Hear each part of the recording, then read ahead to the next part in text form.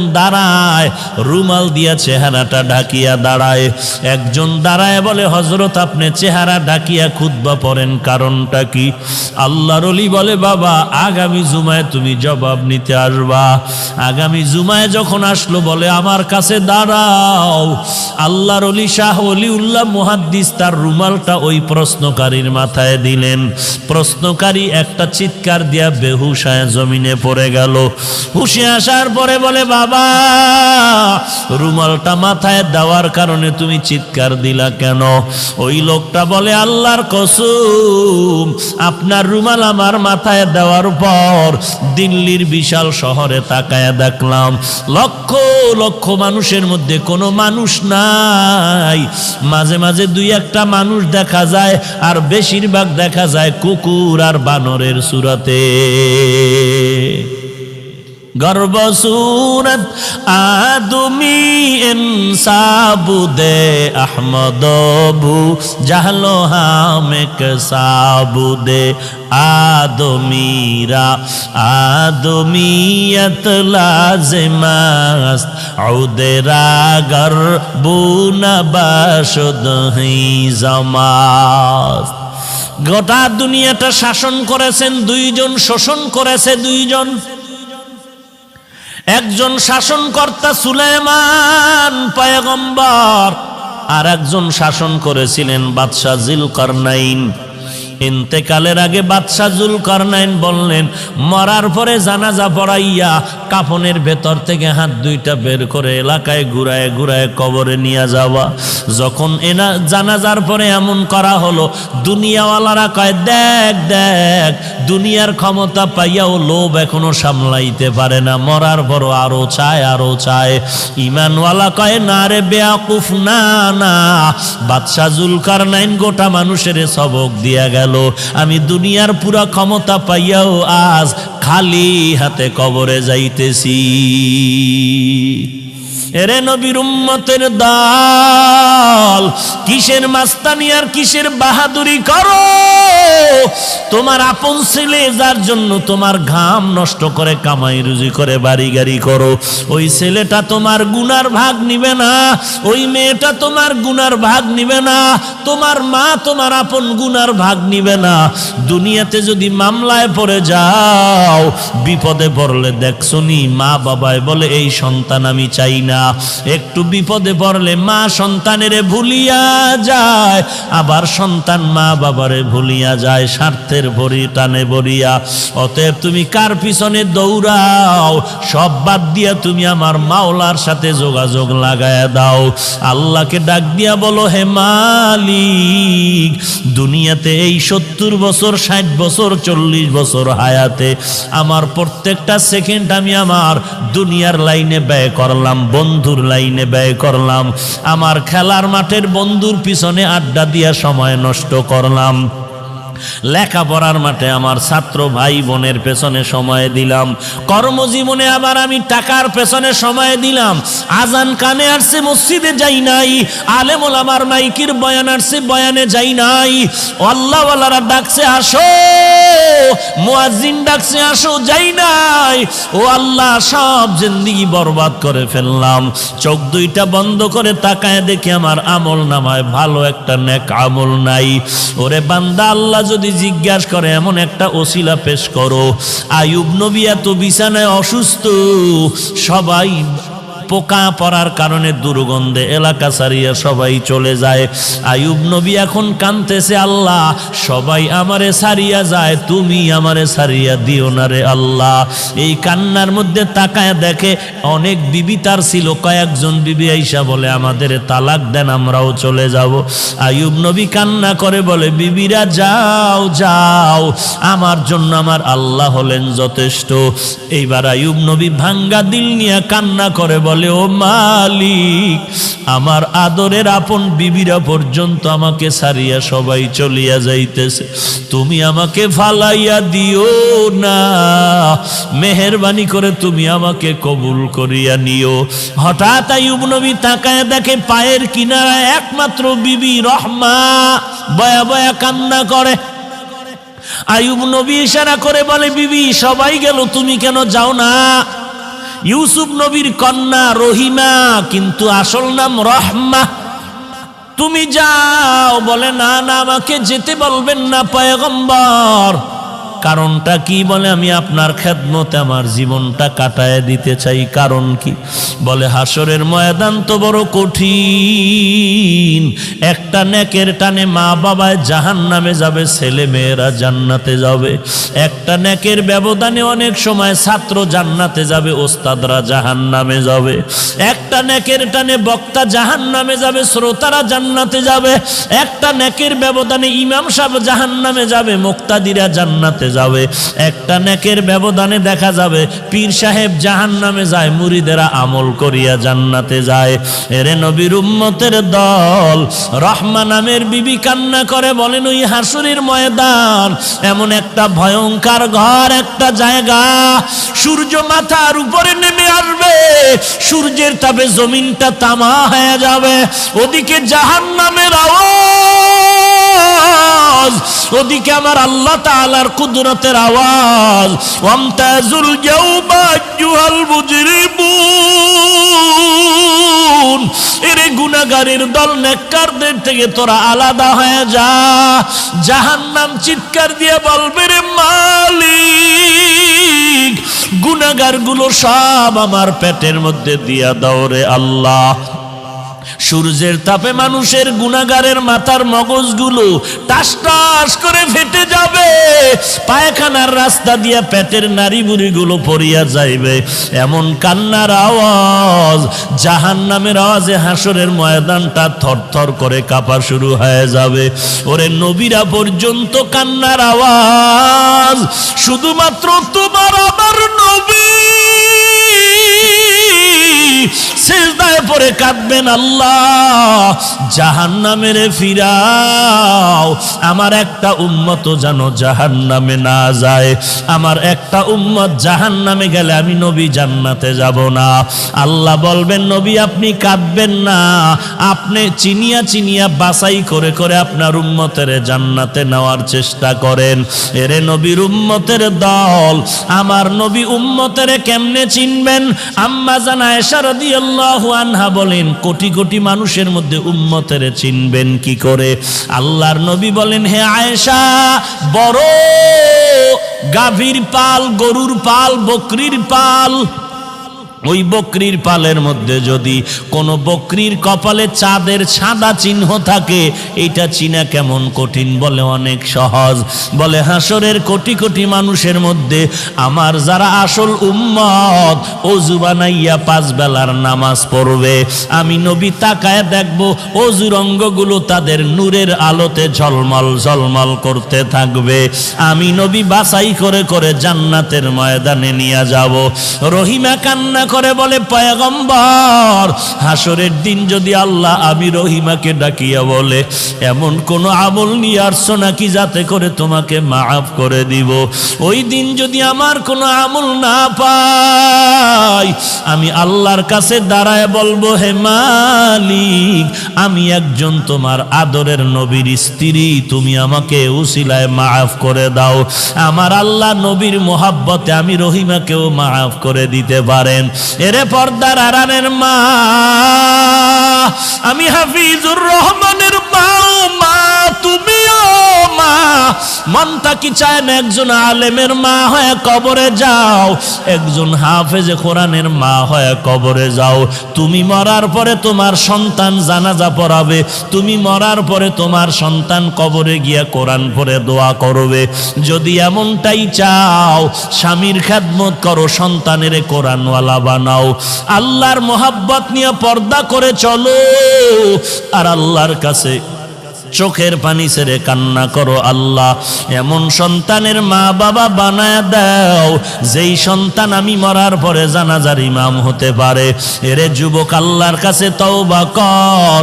যৌবনের 3 ভাগের 2 ভাগ গুনাহের কাজে ব্যয় করছো, আর কয়দিন বাহাদুরি করবি? এখান থেকে ঘর পর্যন্ত যাওয়ার গ্যারান্টি তোর হাতের মধ্যে নাই। এরে যুবক, আমিও তো তোর মতো একটা যুবক সন্তান। তোর ডানে বামে তাকায়া দেখ, তোর মতো যুবক স্কুল কলেজে পড়ে নামাজ বাদ দেয় না, তুই কেন পারো না? তোর মতো যুবক র্যাব আর্মি পুলিশ বিডিআর চাকরি করে নামাজ বাদ দেয় না, তুমি কেন পারো না?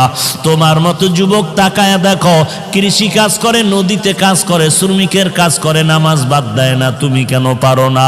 কয়দিন আর গুনার কাজ করবি রে বাবা? জাহান্নামের আগুন কি সহ্য করতে পারবি? আল্লাহর কোরআনটাকে তুই কি মিথ্যা মনে করেছো? নবীর হাদিস কি মিথ্যা মনে করেছ? আল্লাহর কোরআনের আওয়াজ এক জাররা পরিমাণ গুনাহ নিয়ে যদি কবরে যাও, ওই কবরের দুই পার্শ্বের মাটির চাপ পাজরের হাড় চুরমার হয়ে যাবে, সহ্য করতে পারবি না রে আল্লাহর বান্দা।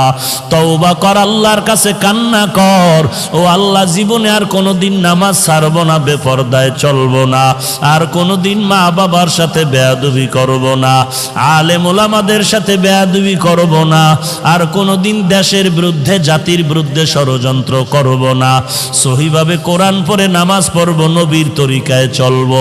ওয়াইলুল লিকুল্লি হুমাযাতিল লুমাযাহ, যারা মানুষের পেছনে পেছনে দোষ বলে বা মানুষের নামে বানায় বানায় অপবাদ দেয়, ওয়াইল নামক জাহান্নাম।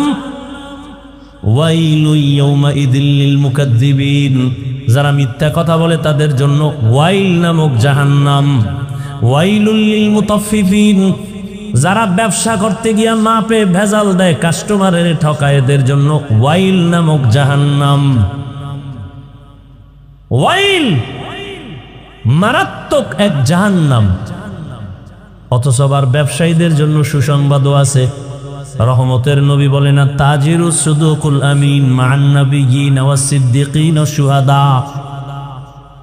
রহমতের নবী বলেন, ব্যবসা করতে গিয়া যারা সততার সাথে করবা, কাস্টমারের কখনো মিথ্যা বলবা না, ধোঁকা দিবা না, আমি নবী ওয়াদা করলাম আমার সাথে তোমার জান্নাত হবে। আর যারা দোকানে লেখছে বিক্রি করা মাল ফেরত নেওয়া হয় না, এরা ধোকাবাজ। এরা কি বাজ? ধোকাবাজ। এরা সঠিক ব্যবসায়ী না, রসুলের সুসংবাদ প্রাপ্ত ব্যবসায়ী না। আল্লাহ হেদায়েত দান করুন।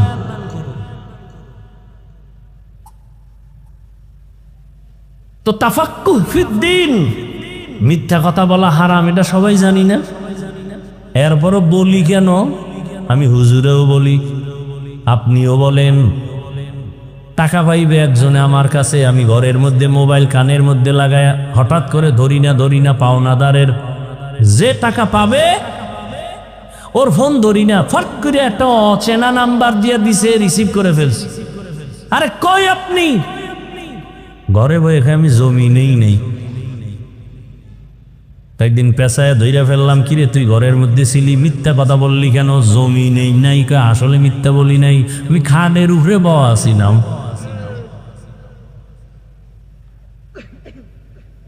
মিথ্যা বলি কেন? জানি মিথ্যা বলা মহাপাপ। ইয়াকুম ওয়াল কিযব ফাইন্নাল কিযবা ইয়াহদি ইলাল ফুজুর ওয়া ইন্নাল ফুজুরা ইয়াহদি ইলান নার। মিথ্যা মানুষকে চূড়ান্ত জাহান্নামের দিকে নিয়ে যাবে, জানি, তার বড় বলি কেন?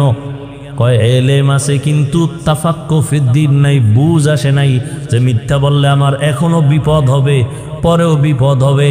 আল্লাহ আমার কথা শুনতেছেন, আমি যে বানায় বলতেছি, এই বুঝটা যখন এসে যাবে তখন বান্দা জেনারেল লাইনে তাকিয়াও মিথ্যা বলবে না। যখন বুঝ এসে যাবে, দাড়ি কাটলে আল্লাহ বেজার হবে, তখন বুঝটা আসা মাত্র সে জেনারেল লাইনে থাকলে আর দাড়ি কাটবে না। পর্দা করা ফরজ, এরপরও করি না কেন? বুঝ আসে নাই যে আমার বিপদ আসবে দুনিয়াতেই মরার পর। বুঝটা যখন এসে যাবে তখন বান্দা জেনারেল লাইনে থাইকাও পর্দা রক্ষা করে চলবে। আর এই বুঝটা যখন আসবে না, তখন আমি হুজুর হইয়াও মহিলারে নিয়া আড্ডা দিব, গল্প করব। আল্লাহ দিনের সহি সমাজ আমাদের দান করেন।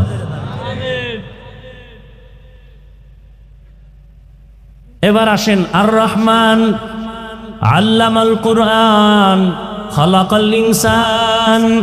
আল্লামাহুল বায়ান। রহমান হলেন তিনি, কোরআন শিক্ষা দিলেন যিনি। রহমান হলেন তিনি, মানুষ সৃষ্টি করলেন যিনি। রহমান হলেন তিনি, বয়ান শিক্ষা দিলেন যিনি। এই কথাগুলোর ব্যাখ্যা দেওয়ার আগে আমি একটু হালকা ভূমিকা টানবো, এরপরে ব্যাখ্যায় ঢুকবো। উঠা বসা করবেন না, শুরুতেই বলছি আমি আপনাদের কাছের মানুষ, আপন মানুষ, এই মনে করে মাহফিলের বরকত নষ্ট করবেন না। এখানে কাউকে জোর করে বসানো হয় নাই, আল্লাহ দয়া করে বসাইছেন। আপনার কপাল এত খারাপ কেন? আসলে কপাল খারাপ হইলে ফিরায় কে? যদি কপাল পুরিয়াই যায় তা হাফিজুর রহমান কেন আর মক্কা মদিনার ইমাম কেন? স্বয়ং রসুলও যদি বয়ান করে ওর কপাল খোলেন। রহমতের নবী যাকে দেখলেই জাহান্নামের আগুন হারাম, কেমন মায়ার নবী আমার, এক নজর দিবে পেটের ক্ষুধা নিবারণ হয়ে যাবে। কেমন রহমতের নবী আমার, যেই নবীর শরীর মোবারকে মশা মাছি পড়া হারাম। রহমতের নবী দিনের বেলা হাঁটেন, সূর্যের গরম নবীরে কষ্ট যেন না দেয়, মেঘের খণ্ড ছাতা হিসাবে ছায়া দিতেছে। রহমতের নবী যখন রাস্তা দিয়া চলেন, দুপার্শ্বের গাছ নত হইয়া রসুলকে সালাম দেয়। কেমন মায়ার নবী আমার, রহমতের নবী যেখানে কদম রাখেন ওই জায়গা থেকে দীর্ঘ বছর পর্যন্ত শুধু মিশকের ঘেরান। আম্মা জান আয়েশা রাদিয়াল্লাহু আনহা বলেন, নবীর ঘাম আমি বোতলের মধ্যে ভরে রাখতাম আর আমরা আতর হিসাবে ব্যবহার করতাম। কেমন মায়ার নবী, যেই নবীকে দেখার জন্য গর্তের সাপ পাগল, গর্তের পিপিলিকা আল্লাহর কাছে আরজি পেশ করে রহমতের নবীর রওজা দেখবে। নুজহাতুল মাজালিস নামক কিতাবে ঘটনা আছে, সেই নবীকে মাছ দেখতে চায়, গাছ দেখতে চায়।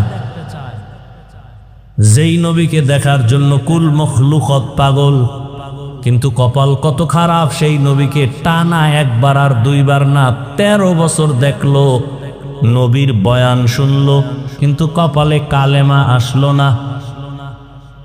13 বছর বয়ান শুনছে, কাছে বসে রসুলকে দেখছে, কালেমা। এত বড় বেঈমানের নাম জানেননি?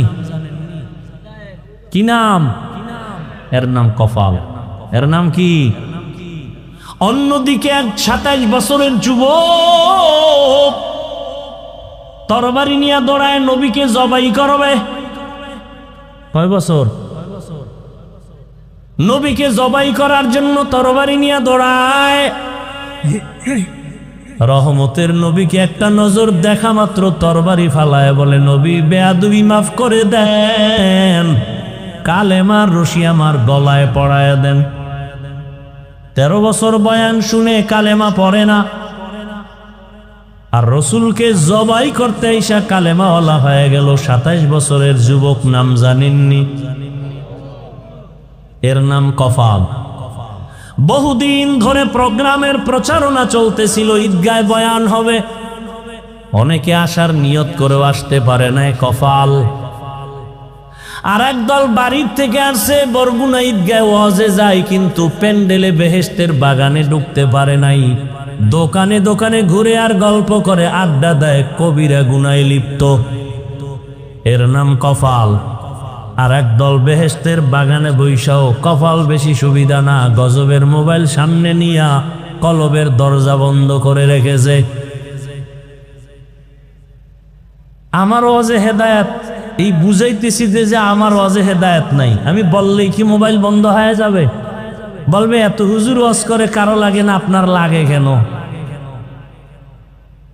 হ্যাঁ, এই যে আমি মানুষ হইতে পারি নাই। আপনারা সবাই একটা ফেসবুকে ছবি দিতে পারলে কলিজা ঠান্ডা। সারা দুনিয়ার মানুষ দেখছে, তাকায় তাকায় তৃপ্তি নেয়। ফলোয়ার দেখছো কত? আমার 5 লাখ ফলোয়ার, আমার 5000 ফলোয়ার। একটা লাইট দিছে, দেখছেন নি আমি লাইট দিলাম, কমেন্ট করে হ্যাঁ হুজুর খুব ভালো লাগছে। আপনারও মন আমারও মন, আপনি একটা ছবি দিতে পারলে দিল খুশি, আর আমার কাছে এটা বিষের মতো লাগে। এই যে স্টেজে ঢুকতেছি, কত মানুষ হাত বাড়ায় দিছে সালাম দেওয়ার জন্য। এক ঝামেলা যে সবার সাথে দিলে ঝামেলা, তারপরও দিতে পারি 2-4 জন, দেই না কেন? দেখি তো মোবাইল ওপেন করা, ওরা সালাম দেয় না, ছবি তুলতে চায়। তাহলে এই সালামে কোনো সওয়াব নেই। এই জন্য আমি নিচে তাকাইয়া ডাইরেক্ট উঠা যাই কারো সালামের। হ্যাঁ, দূরের থেকে আমি মুখ লড়ায় জবাব দিই ওয়ালাইকুম আসসালাম, ওয়ালাইকুম আসসালাম। ও তো বাইরে যাই কইব ওরে অহংকারী, হ্যাঁ আব্বার আইলাম এত বড় হয়ে গেছে, হে দিন গো হে। কিন্তু তুমি কি জন্য সালাম দিছো আমি তো টের পাইছি। তুমি একটা ছবি তোলার জন্য সালাম দিছো, এটা ফ্যাশন হবে, বরকত হবে না। এই সালাম আমি জানতে পারলে নিব না, ছবি তোলার সালাম আমি নিব না। আরে বলবে কে? সবাই এদের পাগল, আমগো জাতি বাইরেও পাগল। একজনে ছবি তুলতে একা হুজুর ডোন্ট মাইন্ড, একটা ছবি যদি আল্লাহ ছিল কিয়ামতে মাফ করে।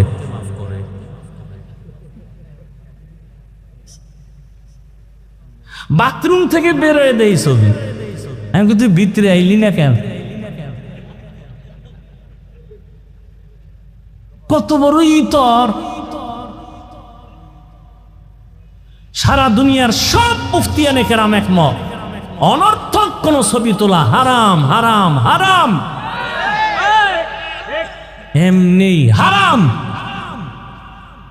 কোন জরুরত ছাড়া এমনি হারাম, কবিরা গুনাহ। বসছে বেহেশতের বাগানে, করতেছে কবিরা গুনাহ। একজনে বুদ্ধি যার বেশি কইব না না না আপনি কেন বললেন, আপনাকে কতটা ভালোবাসি এই জন্য রেকর্ড করতেছি। তা আপনার বুদ্ধি নেই, আপনার রেকর্ড হবে ভেজাল, ছবি আসবে না ভালো, কিন্তু আপনার কাজটা নিখুঁতভাবে তো মিডিয়াওয়ালারা করতেছে। সকালবেলা এখান থেকে ডাউনলোড করে নিলেই তো হয়।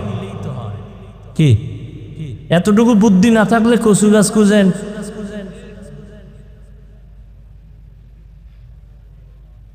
কেন মোবাইলটা দেখান লাগবে?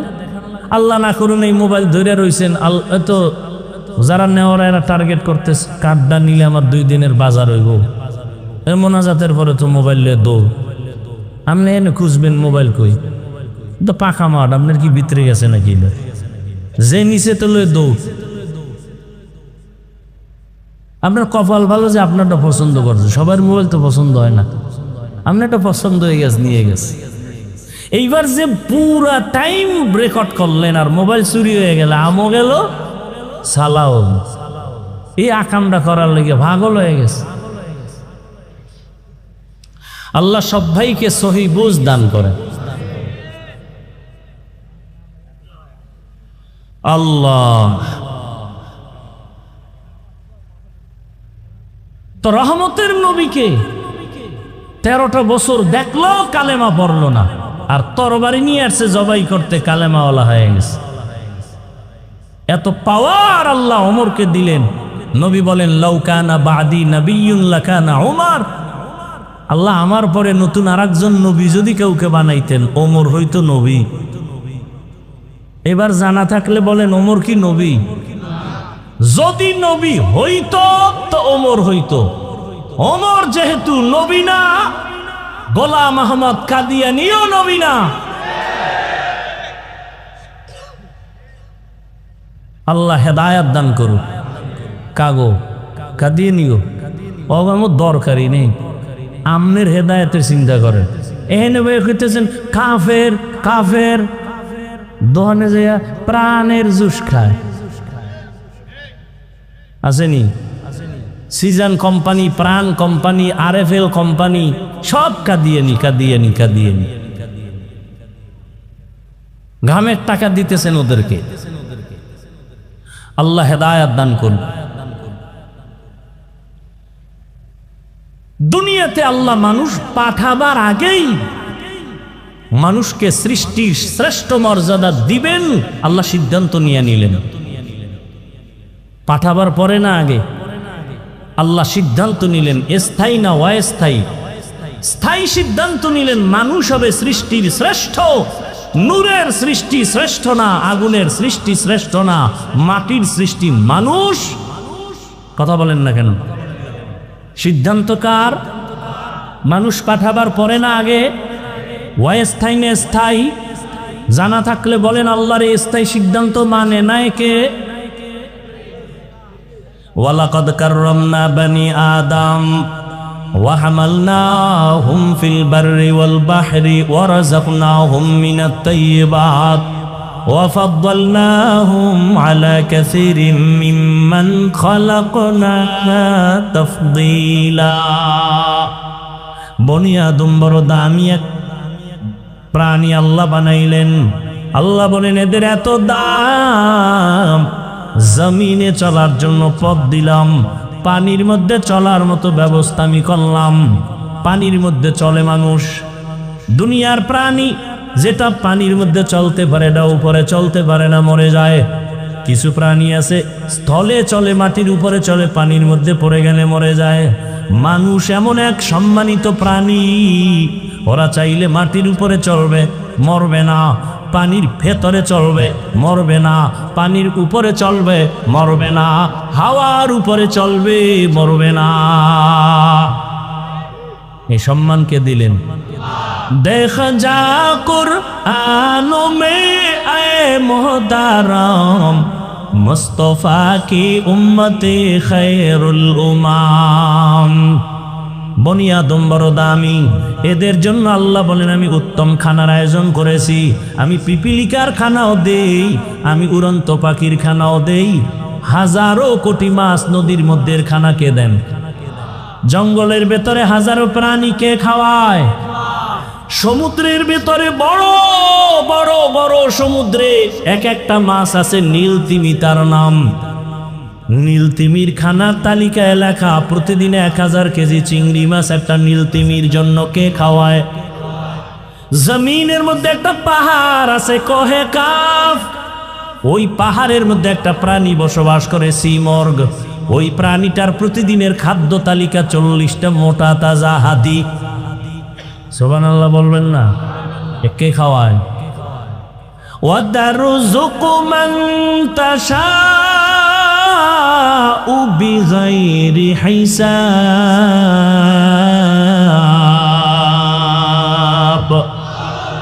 गर तवक्कुल मी कुनी हर सुबह शाम मेरा सालत रिश्ते तू अज़ला मकाम जुज़बा हक़ची ज़े मखाज़ इंसो जा फज़ले मस्ते दर जुमला जहा।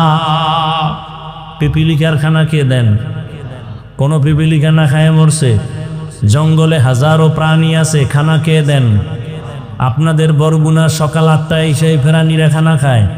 সকালবেলা একটা পাখি বের হয়, বের হইয়া খোলা আকাশে উড়ে, সন্ধ্যাবেলা নিজের পেট ভরে বাচ্চার খানা নিয়ে বাসায় হাজির। কে খাওয়াইলো? কিতাবে আছে একটা কাক। কাক কাক চিনেন না? কাক কালো, কোকিল কালো, কালো মাথার কেশ, এর চেয়ে বসি কালো মনের হিংসালেশ। নিম তিতা নিন্দা তিতা আরো তিতা খর, এর চেয়ে বেশি তিতা 203-এর ঘর।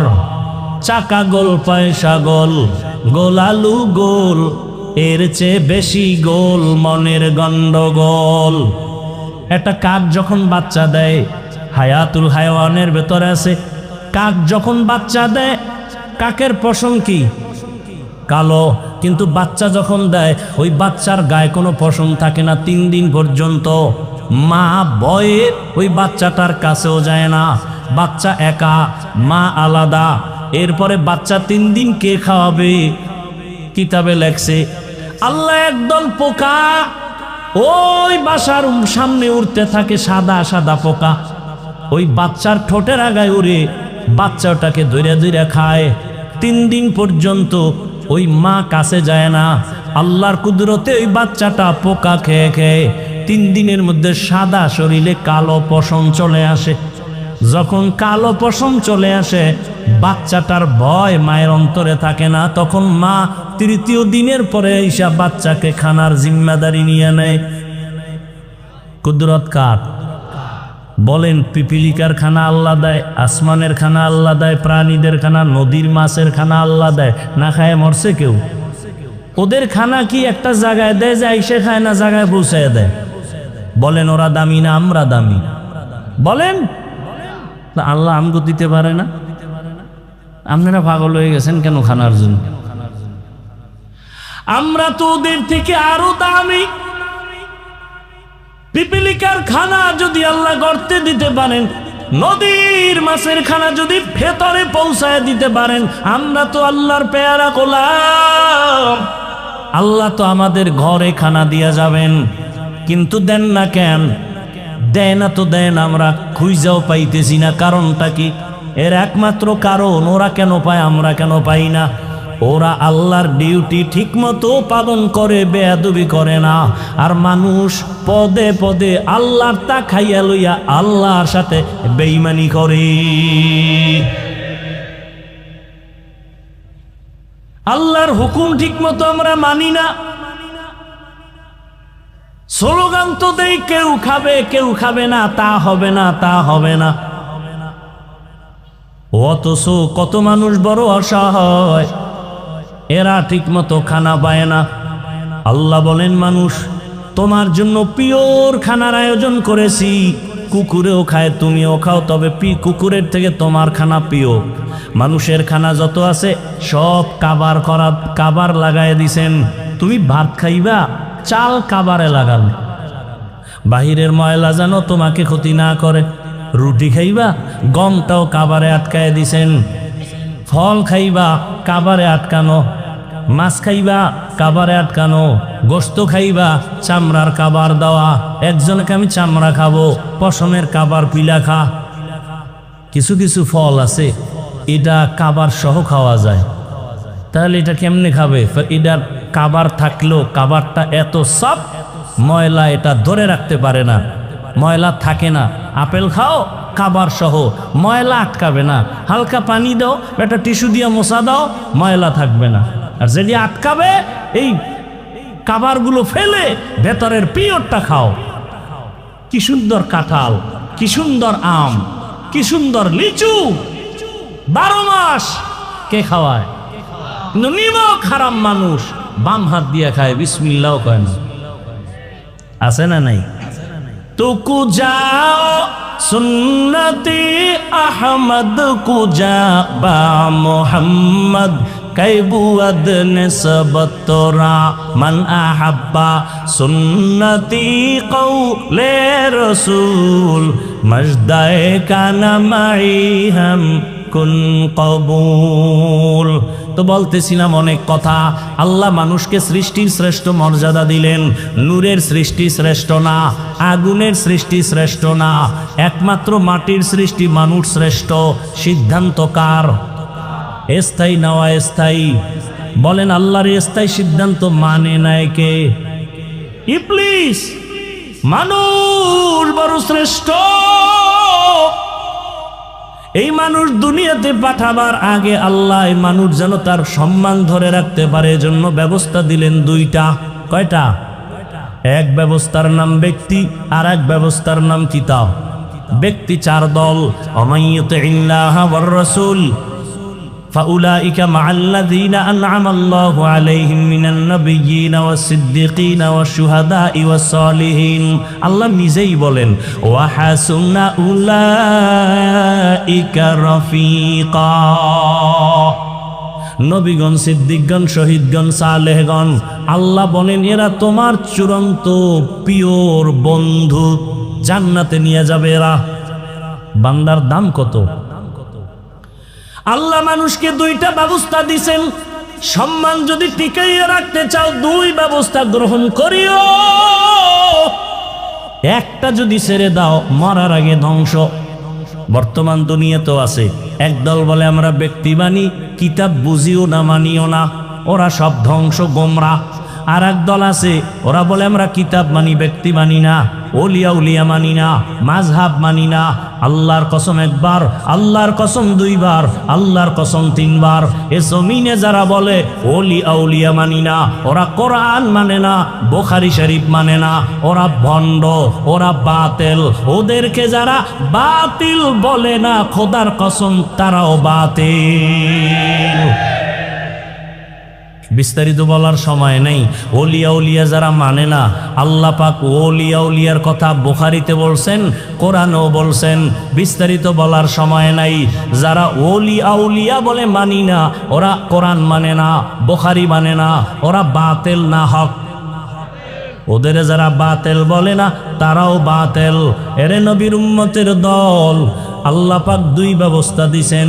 যারা বলে আমরা কিতাব মানি, ব্যক্তি মানি না, এরাও বাতিল, এরাও গোমরাহ। আর যারা বলে আমরা কিতাবও মানি, ব্যক্তিও মানি, তারাই হলো হক। এবার আসেন, যত কিতাব আল্লাহ দিয়েছেন, সমস্ত কিতাবের মধ্যে শ্রেষ্ঠ কিতাব হলো কোরআনুল কারীম।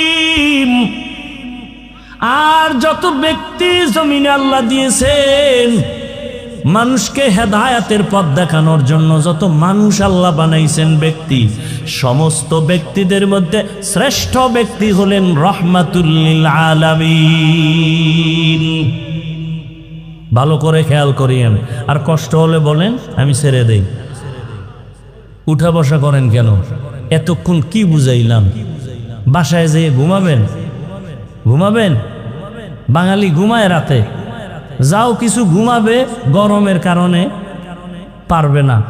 আর যাও একটু ঘুমাবে, বরকতি এক চাকরি তো আছে, মোবাইলের হক আদায় করিয়া এরপরে ঘুমাইতে ঘুমাইতে ফজরের আগে এই মোবাইলের হক আদায় করতে করতে আর ঘুম নাই। হায় রে গজবের মোবাইল! ঘরে ঘরে, রুমে রুমে জেনা, জেনা চলে সারা রাত। চোখের জেনা, কানের জেনা, জবানের জেনা, অন্তরের জেনা। ছেলে এক রুমে ঘুমায় মোবাইল নিয়ে জেনা করে, মেয়ে আর এক রুমে ঘুমায় মোবাইল নিয়ে দর্শন, চোখের দর্শনের জেনা, অন্তরের জেনা। মা এক রুমে মোবাইল জেনা, বাবা আর এক রুমে মোবাইল জেনা। এই পরিমাণ জেনা চলে ঘরে ঘরে, রুমে রুমে। উচিত ছিল ঘুমের মধ্যে আল্লাহর গজব এসে চেহারাটা শুকরের মতো বানাইয়া দেওয়া, দেন না কেন? রাহমাতুল লিল আলামিনের উম্মত হওয়ার কারণে। ইমামুল ইনাল আখিরিন বাহরে সাদকা রাহমাতাল লিল আলামিন। কেমন মায়ার নবী চিল্লির যুবক, যেই রসুলকে দেখার জন্য আল্লাহর এক আশেক পাগল। ওই নবীরে দেখলা না রে বাবা? যদি নবীর মোহাব্বত অন্তরে জমা করতা, জীবনে তুমি গলায় ছুরি লাগাইতা, দাড়ির মধ্যে অস্ত্র লাগাইতে পারতা না।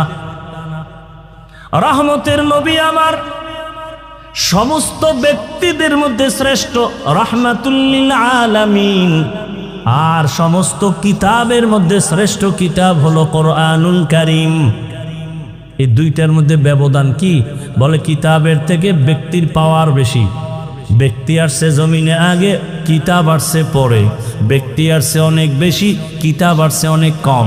ব্যক্তি আসার পরেই আল্লাহ কিতাব দেন নাই, ব্যক্তিটাকে আল্লাহকে যোগ্য বানাইয়া তারপরে কিতাব দিছেন। জ্বলন্ত প্রমাণ রাহমাতুল লিল। রহমতের নবীকে আল্লাহ পাক মক্কা নগরীতে পাঠাইলেন, আবার সেই শ্রেষ্ঠ কিতাব কোরআন ও মক্কা নগরীতে পাঠালেন। কিন্তু রহমতের নবীর কাছে আল্লাহ পাক সাথে সাথে কোরআন পাঠান নাই। রহমতের নবীর দীর্ঘ 40 বছর পার হয়ে যাওয়ার পরে আল্লাহ নবীর কাছে কোরআন অবতীর্ণ সূচনা করলেন। কয় বছর পর? 40 বছরের রসুল। রসুল তো রসুলই, অতুলনীয় এক ব্যক্তি। কেমন অতুলনীয়? কোনো উদাহরণ নাই। রসুল কেমন? তুমি যেদিকে ইশারা দিবা রসুল সেই ক্ষেত্রে অনেক বড়। রসুল বড়। কয় কেমন? সমস্ত দার্শনিকরা বলে পৃথিবীর শ্রেষ্ঠ দার্শনিক মুহাম্মদ। সমস্ত বৈজ্ঞানিকরা বলে পৃথিবীর শ্রেষ্ঠ বিজ্ঞানী মুহাম্মদ। পৃথিবীর সব ইতিহাসবিদরা বলতে বাধ্য হয়েছে, পৃথিবীর শ্রেষ্ঠ ইতিহাসবিদ মুহাম্মদ সাল্লাল্লাহু আলাইহি ওয়াসাল্লাম, নবীর দেহ গঠনটা কেমন? পৃথিবীর সৃষ্টির সব মানুষের থেকে নবীর দেহ গঠন আলাদা। নবীর চেহারাটা কেমন? পৃথিবীর সবার থেকে নবীরটা আলাদা। নবীর শারীরিক শক্তি কেমন? সব দুনিয়ার মানুষ একদিক, রহমতের নবী ভিন্ন দিক। নবীজির যৌবনের শক্তি কেমন? সারা দুনিয়ার মানুষ একদিকে, রহমতের নবীর শক্তি ভিন্ন দিক। এরে আমার আল্লাহ তাকে এত সুন্দর করে বাছাই করে বানাইছেন। এক বাছাইয়ের নাম মুস্তাফা, আর এক বাছাইয়ের নাম হলো মুজতবা। আমার নবী মুস্তাফাও মুজতবাও। রহমতের নবীকে কেমন বাছাই করছেন? সব নবী রাসূল আমার আল্লাহ পাকের বন্ধু। মুসা নবী আল্লাহর বন্ধু, ঈসা নবী আল্লাহর বন্ধু, ইব্রাহিম আল্লাহর বন্ধু, ইউসুফ নবী আল্লাহর বন্ধু, মুহাম্মদও। ব্যবধান কি?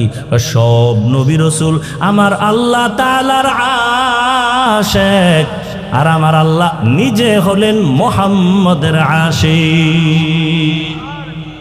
ব্যবধান আছে না নাই? এমনি ভাবে সমস্ত সাহাবায়ে কেরাম আমার রাসূলের আশিক। আবু বকর রাসূলের আশিক, ওসমান রাসূলের আশিক, আলী রাসূলের আশিক, আবু হুরায়রা রাসূলের আশিক। কিন্তু রাসূল হলেন একমাত্র ওমরের আশিক। এই জন্য ওমরের মূল্য বেশি। কেমন মূল্য? ওমরের নাম শুনলে শয়তান পালায় যায়। ওমরের এত দাম, এত দাম। যুবক মদের বোতল নিয়ে রাস্তা দিয়ে হাঁটে, ওমর আসতেছে, কথার আগে তরবারি রেডি, যুবক কাঁপতেছে, বোতল ফালাইয়া দিতে পারে না। ওমর দেখছে, এখন কি করি? অন্তর দিয়া মালিকরে ডাকছে, ও আল্লাহ ওমরের থেকে বাঁচাও, মইরা জামু, জীবনে আর মত মুখে নিব না। ওমর আইসা খাই, যুবক বোতলটা দে। যুবক কাঁপতেছে, কাঁপো কেন? হাতে দাও। মদের বোতল হাতে নিয়া ওমর তাকায় দেখতেছে, যুবকের যেই বোতলে মদ, ওই মদের বোতল ওমর হাত লাগায় তাকায় দেখে এক ফোঁটা মদও নাই, পুরা বোতলটা সাদা দুধে ভরা।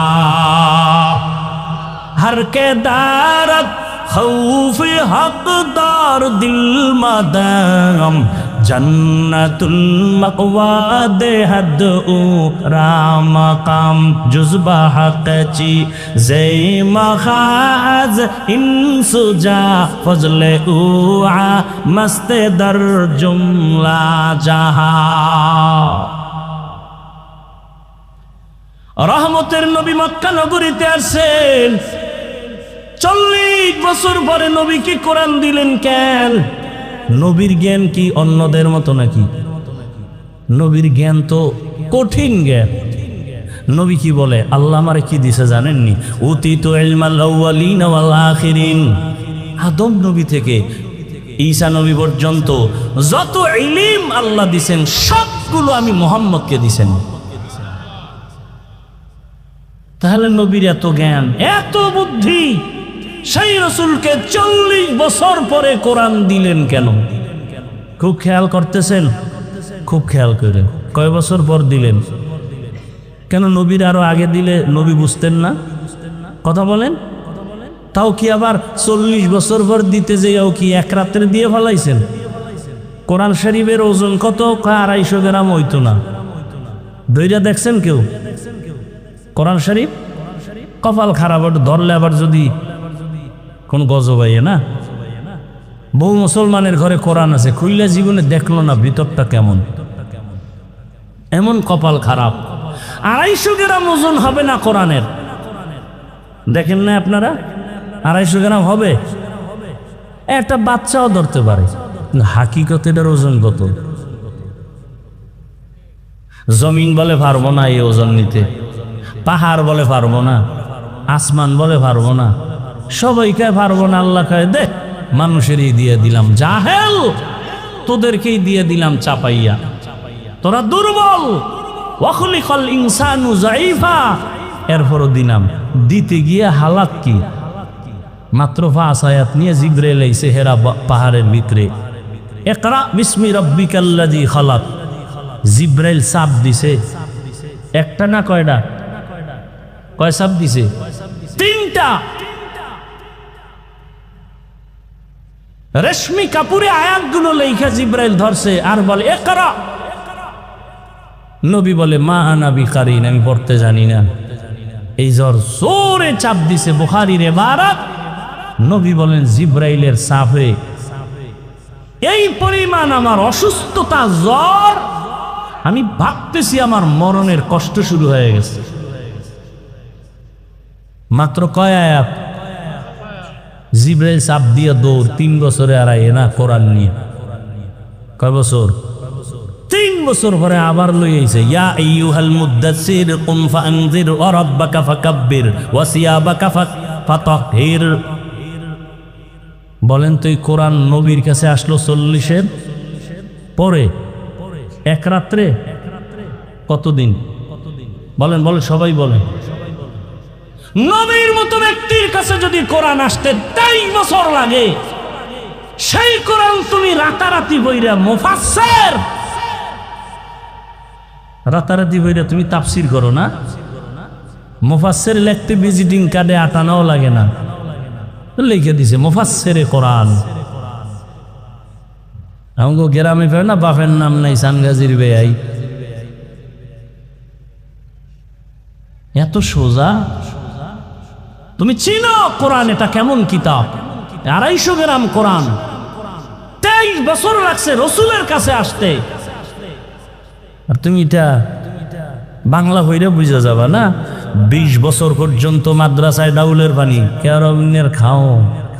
হায় হায়, ডাউলের পানি, মিথ্যা কথা বলছি না। কত কষ্ট! লাকড়ির চুলা, লাকড়ি টানতে টানতে আইনা দিতাম। আলু ভর্তা মাঝে মাঝে পাইলো, পাইতাম না পাইলে নাই। সাদা উপরে পানি দিয়া কোন রকম চলতো, তাও আবার বাড়ি মাপা ভাত। এই যুগে যদি কেউ মাপ দিয়া ভাত দেয়, ও মাদ্রাসা শেষ। আর এখন মাইপে দেবে কেন? এখন তো 5 বেলা খাও। কি খালি খাওন? ঘুমেতে ওঠার পরে খাওন, ঘুমের আগে খাওন, টোস্ট, বিস্কিট, ডিম, দুধ খাইতে খাইতে ভারম বানায় লাইছে।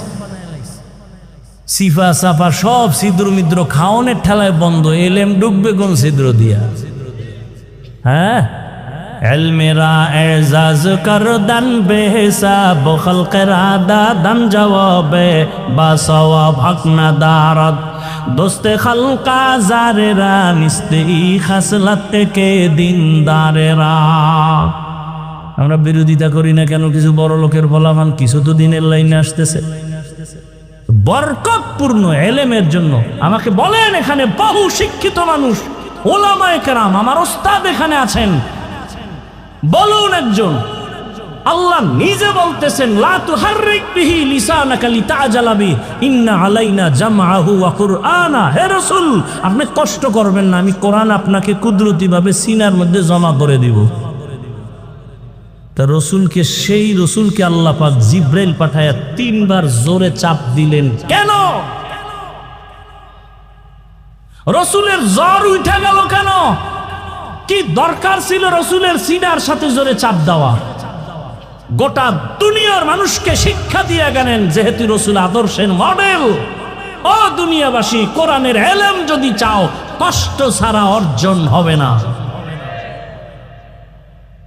বলে কি পরিমাণ? তুমি যেই পরিমাণ কষ্ট করবা, এলেমের উপকার সে বরকত সেই পরিমাণ পাবা। কষ্ট কমতেছে, বরকত কমতেছে, কষ্ট কমতেছে, বরকত কমতেছে, কষ্ট কমতেছে, বরকত কমতেছে। এটা বুঝবো কেমনে বরকত যে? এটাও তো বুঝার মানুষ না।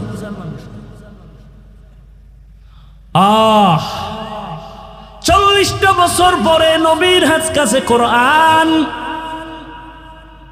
রহমতের নবী দীর্ঘ 40 বছর কারো কাছে কোনো দাওয়াত দেন না। নামাজের কথা নাই, রোজার কথা নাই, কোরআন আসছে, দাওয়াত শুরু। এই কিন্তু এসে গেছি মুখে, আগাবো তো নাকি শেষ করব? আসল আলোচনা কিন্তু কই মনে আছে তো? আর রহমান, এই ঘুরে টুরে আসছি। কি 40 বছর রহমতের নবীর কোনো দাওয়াতের কাজ নাই। নবী শুধু শুধু মানুষের সাথে হাসি মুখে বুকে লাগায়, মুশরিকের সাথে বুকে লাগায়। আর হেরা পাহাড়ের গুহায় গিয়া রহমতের নবী আল্লাহর ধ্যানে সময় কাটাচ্ছেন। কোরআন আসলো, দাওয়াত শুরু হয়ে গেল। ইয়া আইয়ুহান নাস কুলু লা ইলাহা ইল্লাল্লাহু তুফলিহুন মান ক্বালা লা ইলাহা ইল্লাল্লাহ ফাদাখালাল জান্নাহ। নবী বলে, এক আল্লাহর ইবাদত করো, এক আল্লাহর ইবাদত করো, এক আল্লাহর ইবাদত করো। দাওয়াত চলতেছে চলতেছে চলতেছে। কেউ দেখেই কালেমা পড়ে, কেউ আর বাঁকা হয়ে যায়। রহমতের নবী কিছুদিন পরে আবার বলে, তোমরা রহমানের ইবাদত করো। কার? মুশরিকরা। এত বড় নষ্ট, শুধু শুধু রসুলকে কষ্ট দেওয়ার জন্য বাজে প্রশ্ন করতে লাগে না, এরপরও প্রশ্ন করত। নবীজিরে প্রশ্ন করে, তুমি এক আল্লাহর কইলে এতদিন এক আল্লাহ, তুমি আল্লাহ কি দুইজন? কেন? একবার বললো আল্লাহর, একবার বলো রহমান। কেন? একজনই।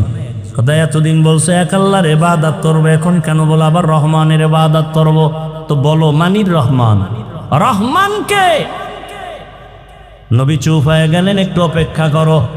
আল্লাহ কয়, জিবরাইল জলদি করে যাও, বেঈমান মুশরিকরা প্রশ্ন করে ফেলছে, জবাব নিয়ে যাও। আমি রহমানকে তার প্রশ্নের জবাব নিয়ে সূরাতুর রহমান শোনায়া দাও। আর রহমান আল্লামাল কুরআন খালাকাল ইনসান।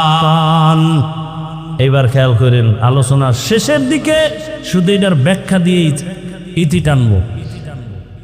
রহমানের পরিচয় দিয়ে আল্লাহ আয়াত নাজিল করলেন, অর্থটা খেয়াল করেন তো। আর রহমান আল্লামাল কোরআন খালাকাল ইনসান। রহমান হলেন তিনি, কোরআন শিক্ষা দিলেন যিনি। রহমান হলেন তিনি, মানুষ সৃষ্টি করলেন যিনি। এবার প্যাস লাগছেনি, ও আল্লাহ দুনিয়াতে সৃষ্টি হইলাম আগে, বড় হইয়া তারপরে কোরআন শিখছি। আল্লাহ কয়, না না, আমি সৃষ্টি আগে করি নাই, আগে আমি কোরআন শিখাইছি, তারপরে মানুষ বানাইছি। ও আল্লাহ 100% সত্য, ওভার 100 সত্য।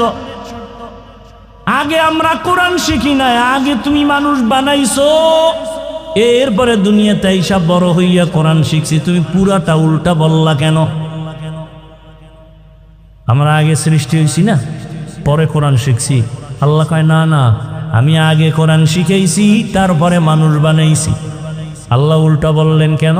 মুফাসসিরিনে কেরাম বলেন, আল্লাহ তাই ঠিক, আমি বুঝি না কেন আমার মেমোরির জিবি কম। মেমোরির জিবি কি কম? মেমোরির সাইজ, ডিজাইন সব এক, ভিতরের কারবার কথা বুঝেন না? 1 GB 2 GB 3 GB 4 GB 5 GB আছে না নাই? কালার, ডিজাইন সব এক, ভেতরের কারবার আলাদা।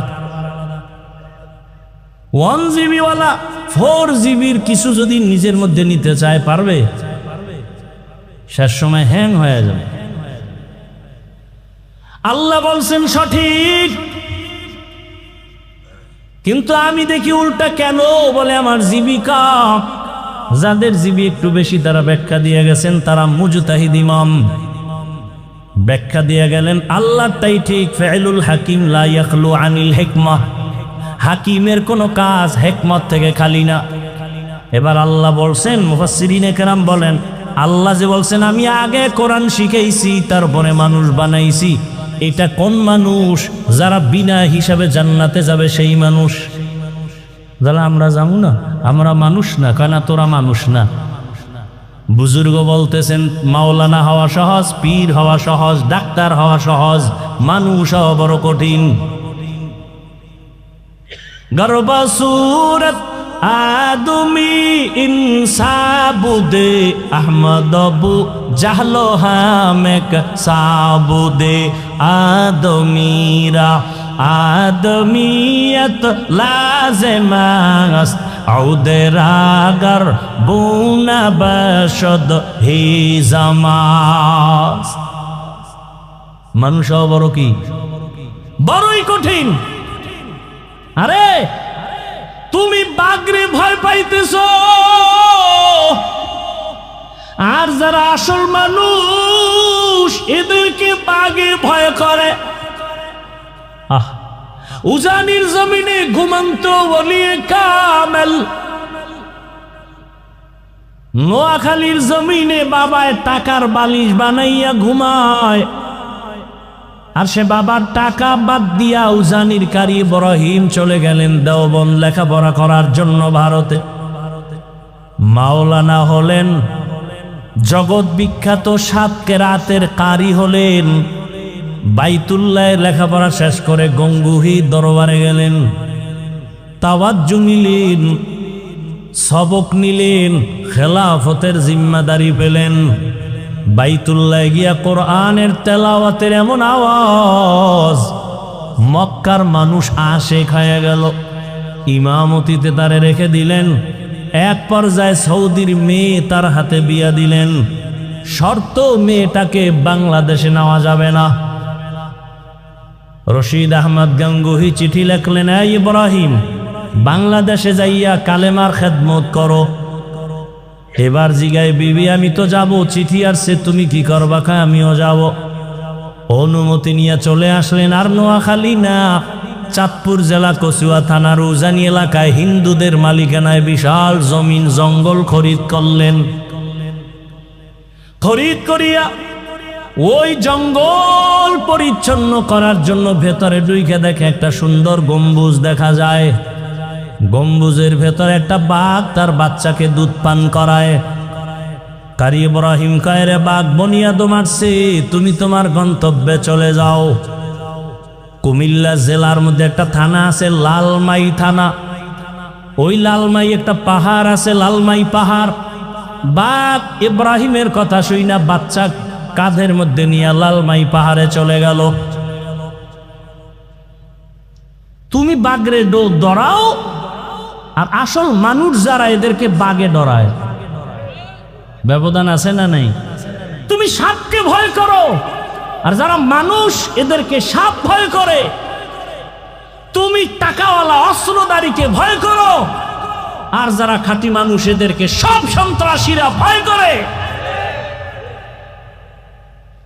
তুমি বলবে, প্রশ্ন করো, বাঘ বাচ্চা কাঁদে নিয়ে গেল, ইব্রাহিমের কথা হইল? কাছে থাকলে কানে ধরে জিগিতাম, হইল কিনে দিগা। তবে পারলাম না, তবে বুঝায় গেলাম। শুনো, গ্রাম এলাকায় গরু দিয়া হাল চাষ করেনি? করে। কারা? সব মেট্রিক পাস। বলেন, সমাজের একেবারে দুর্বল মানুষ, অশিক্ষিত মানুষ, মূর্খ মানুষ, চাষি, তাই তো? সত্য কথা স্বীকার করেন। এই যে একজন দুর্বল মূর্খ চাষি গরু নিয়ে হাল চাষ করে, যখন গরুরে বলে গরু দাঁড়া, দাঁড়ায়নি। বলেন বলেন, গরুরে যদি বলে ডাইনে যা, যায়নি, বামে যা, যায়নি। ওই যে শুরুতে বলছিলাম দেখতে নারী। একটা মূর্খ ব্যক্তি নামাজ নাই, বিড়ি টানে, রোজা নাই, এর কথা যদি গরু শুনে, তো আল্লাহর প্রিয় বান্দা ইব্রাহিমের কথা বাঘ শুনবে না কেন?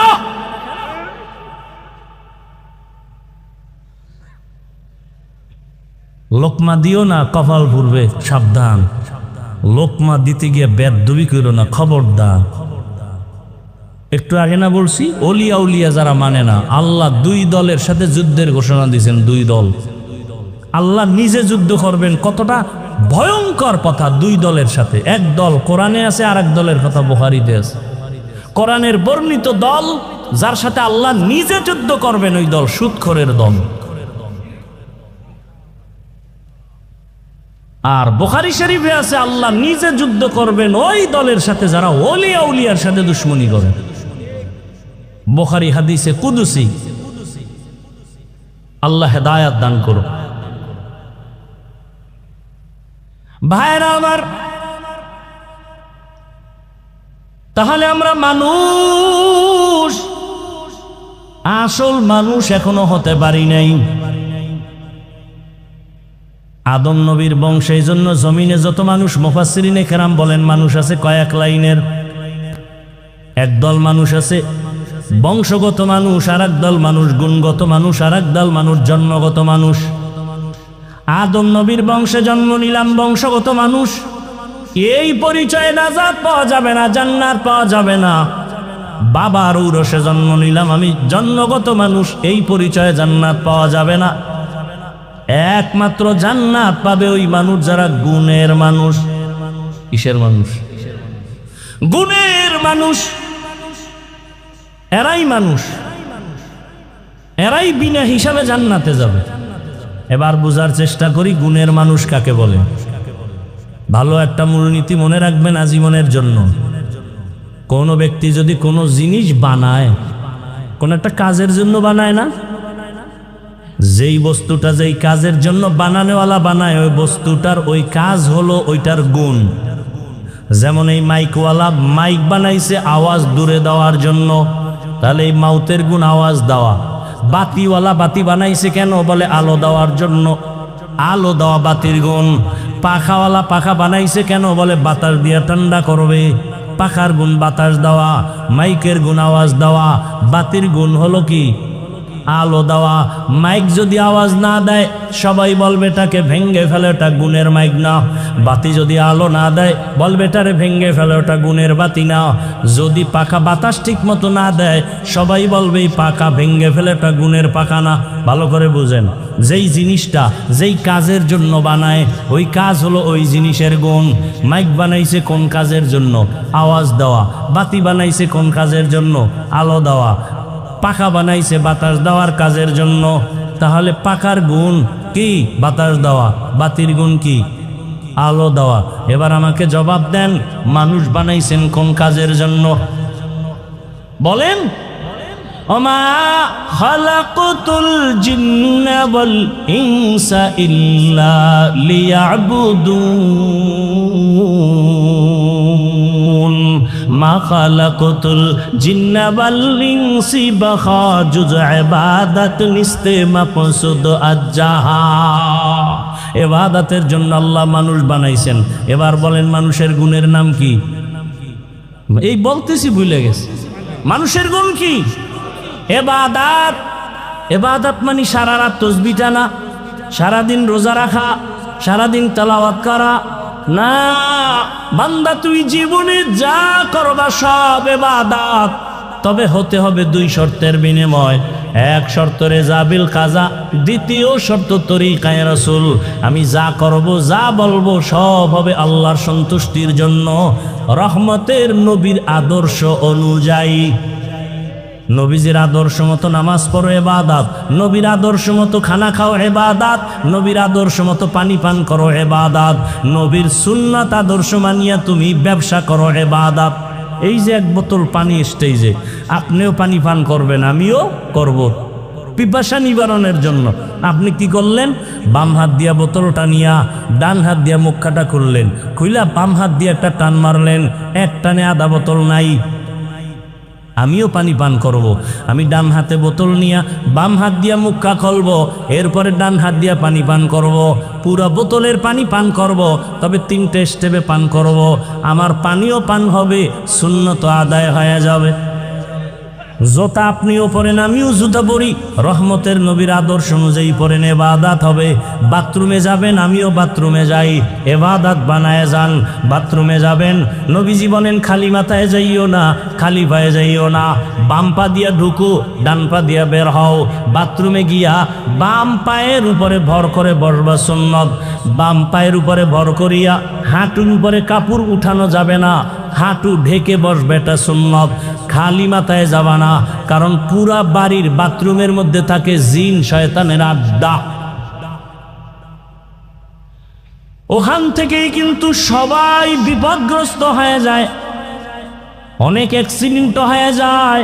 রহমতের নবীর আদর্শ মতো বাথরুমে যাও, ইবাদত হয়ে যাবে। জুতা পরবা নবীর আদর্শে, ডান জুতায় ডান পা আগে ঢুকাওয়া, এরপরে বাম জুতায় বাম পা ঢুকাইয়া লেভেল পজিশনে দাঁড়াও। এবার যখন তুমি কদম দিবা, নবীর সুন্নাত হলো ডান পা দিয়া কদম শুরু করো, এটা সুন্নাত। ঘর থেকে বের হও ডান পা দিয়া সুন্নাত, আবার ঘরের মধ্যে ঢুকো ডান পা দিয়া সুন্নাত। ডান ডান সব হেমানে কেন? একটা উসুল কি কয়, ভালো কাজ হবে ডান দিক থেকে। অনেকের কাছে বিড়ি টানা ভালো কাজ, যেন ডান হাতে টানে, আর চা টানে বাম হাতে। কথা ঠিক নেই? রহমতের নবীর আদর্শ ছাড়া কোনো ইবাদত হবে না। যা করো সব, আর রসুল এমন কোনো কাজ নাই যা শিখায় যান না। আর রসুলের আদর্শ বাদ দিয়ে যদি কেউ নামাজও পড়ে, ইবাদত হবে না। রোজাও রাখে, ইবাদত হবে না। যেমন একজনে 30 রোজা রাখতে রাখতে খুব আবেগ বাইরে গেছে, ঈদের দিনও রোজা রাখি, সব হবে কেন? রসুলের আদর্শে নাই। রাতে আপনি ঘুমাবেন, ইবাদত। রহমতের নবী বলেন, কেউ যদি এশার নামাজ পড়ে ঘুমায়, আবার ঘুম থেকে উঠা ফজরের নামাজ আদায় করে, ঘুমাইয়া যেই সময়টা ব্যয় করবে, ওই সময়টাও নেকের পাল্লায় ওজন করা হবে। রহমতের নবীর ইবাদত, আদর্শ মেনে ইবাদত করো। এইবার ভালো করে বুঝেন, মানুষের গুণ হলো ইবাদত করা। ইবাদত মন করা হবে না নবীর তরিকায়? নবীজির তরিকা কি ঘুমাইয়া পাবেন? নবীর তরিকা নিয়ম আছে কোরআন হাদিসে। কথা ঠিক? কোরআন হাদিস তো আপনি বুঝেন না। কোরআন হাদিস বুঝার জন্য লাগবে ওলামায়ে কেরাম। সহজ, ওলামায়ে কেরামের কাছে গিয়া কোরআন হাদিস বুঝা ইবাদতের নিয়ম যাই না। ইবাদত করলে আপনি হবেন গুণের মানুষ। এদিকে ইঙ্গিত করে আমার আল্লাহ বলেন, আর রহমান আল্লামাল কুরআন খালাকাল ইনসান। আমি আগে কোরআন শিখাইছি, তারপরে মানুষ বানাইছি। অর্থাৎ গুণের মানুষ হইতে হলে লাগবে ইবাদত, ইবাদত জানতে হলে লাগবে কোরআন, কোরআন বুঝতে হলে লাগবে উলামায়ে কেরাম। এক কথায় জবাব, উলামায়ে কেরামের সোহবত ছাড়া মানুষ হওয়া যাবে না। আউলিয়ারা কার উকবা ইখতিয়ার, জাহেলারা কার দুনিয়া ইখতিয়ার। আসল মানুষ উলামায়ে কেরাম বানান, এর কারিগর হলো মাদ্রাসার ভেতরে কোরআনের সোয়াবাইয়া। ও আমার যুবক বাবারা, তার মানে এটা না যে মাদ্রাসা ছাড়া আর কোনো পড়ার গতি নাই। আমি যে এতক্ষণ বয়ান করলাম, জীবনে কোনো দিন বলি নাই আরে ভাই সবাই আমার মতো পাস করলি লাগাও। আমি কওমি মাদ্রাসায় পড়েছি, তুমিও কওমিতে যাও, একবারও বলি নাই। স্কুলে পড়ো বন্ধ করো, তাও বলি নাই। আমি তাবলিগের লাইনের সন্তান, তুমি তাবলিগে যাও, তাও বলি নাই। আমি পীরের মুরিদ, তুমি পীরের কাছে যাও, তাও বলি নাই। বরং আমি জেনারেল লাইনের আমার কলিজার যুবকদের বলে যাই, ও বরগুনা জেলার যুবক বাবারা, কলিজা ভরে দোয়া করে গেলাম, এখানে হাজারো বান্দার দোয়া কবুল হবে। তুমি স্কুলে পড়ো, দোয়া করে গেলাম, স্কুল ছাড়িও না। কলেজে পড়ো, কলেজ ছাড়িও না। তুমি ডাক্তার হও, ইঞ্জিনিয়ার হও, প্রফেসর হও, সাংবাদিক হও, ওকিল হও, এসপিডিসিওসি হও, তুমি একজন এমপি মন্ত্রী হও, তবে দাবি আমার বাবা বেয়াদব হইও না। বলবা হাফিজ ভাই এতক্ষণ বয়ান করলেন, ডাক্তার হব ধন্যবাদ, ইঞ্জিনিয়ার হব ধন্যবাদ, বেয়াদব হব না, তার মানেটা কি? তার মানে হলো 3টা জায়গায় বেয়াদবি করবা না। খোদার কসম, যদি বেয়াদবি করো মরার আগে পঙ্গু হয়ে যাবা। 1 নম্বরে মা বাবার সাথে বেয়াদবি করবা না, জীবন ধ্বংস হয়ে যাবে। 2 শিক্ষকের সাথে বেয়াদবি করবা না, জীবন ধ্বংস হয়ে যাবে। 3 ওলামায়ে কেরাম মুরব্বির সাথে বেয়াদবি করবা না। ভালো করে শুনো রে যুবক, আমি হাফিজুর রহমান, এই চেয়ারে বসার খোদার কসম কোনো যোগ্যতা নাই। আমার মা বাবার চোখের পানি আর আমার মুরব্বীদের দোয়া। তবে বয়ান যে করতেছে, আমার আম্মা আমারে ধরে ধরে বয়ান শিখান নাই, আমার আব্বা জান আমাকে জীবনে বয়ান শিখান নাই। আমাকে এখানে বসাইছেন আমার মা বাবার চোখের পানি, কিন্তু বয়ান করাইতেছেন আমার ওস্তাদের মেহনত। আমার ওস্তাদরা ধরে ধরে আমাকে বয়ান শিখাইছেন, কথা শিখাইছেন, আমাকে দস্তখাত দেওয়া শিখাইছেন। মা বাবার অবদান একদিকে, ওস্তাদের অবদান আছে আর একদিকে। এবার বয়ানও শিখে ফেলছি, কিন্তু বয়ানের মধ্যে রুহু নাই, বয়ান চলে, মানুষের চোখে বাণী নাই, নিজের মধ্যে ইখলাস নাই। এটা আনার জন্য লাগবে আল্লাহ ওয়ালাদের নেক নজর। এই জন্য বলেছি, এটাও শুনে রাখো, জীবনে কোনো মা বাবা সন্তানের জন্য বরদোয়া করে না, কোনো শিক্ষক ছাত্রকে বরদোয়া করে না, কোনো আলেম উম্মতকে বরদোয়া দেয় না। তবে বরদোয়াটা অন্তর থেকে মাঝে মাঝে এসে যায়। যদি মাকে বাবাকে কষ্ট দাও, আর মা বাবায় যদি কষ্ট পায়, বলে আহ, এটাই তোর জীবন ধ্বংসের কাল হয়ে যাবে। শিক্ষক কষ্ট পেয়ে যদি বলে আহ, নিঃশ্বাসটা ছেড়ে দিবে, তোর কপাল পুড়ে যাবে। রাস্তাঘাটে সারা দিন রাত চরি 12 মাস, রাস্তায় অনেক পাগল দেখি, ল্যাংটা পাগল। আশ্চর্যরা ইংলিশে কথা বলে, আরবিতে কথা বলে। চিন্তা করলাম, রাস্তার ল্যাংটা পাগলে কেন ইংলিশে কথা বলে, রাস্তার ল্যাংটা পাগল কেন আরবি কথা বলে। হিসাবটা মিলাইয়া দেখলাম, পাগল হইয়া ইংলিশ শিখে নাই, আরবি শিখে নাই। মা বাবা বা শিক্ষক না আলেমের সাথে বেয়াদবি করে রাস্তার পাগল হয়ে গেছি। লিকুল্লি শাইইন জিনাতুন ফিল ওয়ারা ওয়া জিনাতুল মারই তামামুল আদাবি আজ খোদা খা হি মে তৌফিক আদব বে আদব মাহরুম গাশত আজ ফজলে রা। ও আমার কলিজার যুবক বাবারা, মা বাবার দোয়া ছাড়া জীবনে সফলতা আসবে না, খোদার কসম। বেয়াদবি কইরা যদি ডাক্তার হও, তাসলিমার মতো জুতা খায়া দেশ থেকে পালাতে হবে। আর যদি আদোবালা ডাক্তার হও, শুধু বরগুনা না, গোটা বাংলাদেশের মানুষ মাথায় নিয়ে সম্মান করবে। এটা দোয়া ছাড়া হয় না। জীবনে তোমার 3টা জায়গার দোয়া জীবনের খুব পুঁজি সফলতার: মা বাবার দোয়া, শিক্ষকের দোয়া, উলামায়ে কেরামের দোয়া। এজন্য অনুরোধ করে বলি রে বাবা, স্কুলে পড়ো, কলেজে পড়ো, চাকরি করো, ব্যবসা করো, ডাক্তার হও, ইঞ্জিনিয়ার হও, বেয়াদব হইও না। ও যুবক বাবা, এবার বাস্তবে একটু উদাহরণটা দেই। আপনার মতো যুবক স্কুল কলেজে পড়ে, জেনারেল লাইনে আছে, জীবনে মাদ্রাসায় পড়ে নাই, এমন বান্দা স্কুলে পড়িয়া 5 বেলার নামাজ পড়ে, সত্য বলেন আছে না নাই? আপনার কপালে কার অভিশাপ লাগছে, আপনি কেন পারেন না? আপনার মতো যুবক র্যাব, আর্মি, পুলিশ, বিডিআরের চাকরি করে, দাড়িওয়ালা নামাজি অভাব নাই, বলেন আপনি কেন পারেন না? আপনার মতো যুবক রাস্তায় গাড়ি চালায়, ড্রাইভারি করে, নামাজ পড়ে, আপনি কেন পারেন না? আপনার মতো যুবক নদীর মধ্যে মাছ ধরে, নামাজ ছাড়ে না, বলেন আপনারা কেন পারেন না? আপনার মতো যুবক জমিনে কৃষিকাজ করে, নামাজ ছাড়ে না, বলেন আপনি কেন পারেন না? কত ডাক্তার, ইঞ্জিনিয়ার, কত প্রফেসর, কত এমপি, মন্ত্রী, ওসি, ডিসি, এসপি 5 বেলার নামাজ পড়ে, বলেন আপনারা কেন পারবেন না? কপাল বুঝি খারাপ? মনে আসেনি শুরুর কথা? কপাল বড় খারাপ। আবু জাহিল্লা 13 বছর বয়ান শুনছে, কালেমা কপালে আসে নাই। আর ওমরের মতো বান্দা নবীকে জবাই করতে গিয়া 27 বছরের সময় কালেমাওয়ালা মুসলমান হয়ে গেল। এত দাম আল্লাহ ওমরের বাড়ায় দিলেন। আল্লাহ তাআলা ওমরের কথার সাথে একমত হইয়া কোরআনের ভেতরে আল্লাহ আলাদা আয়াত পর্যন্ত নাজিল করেছেন।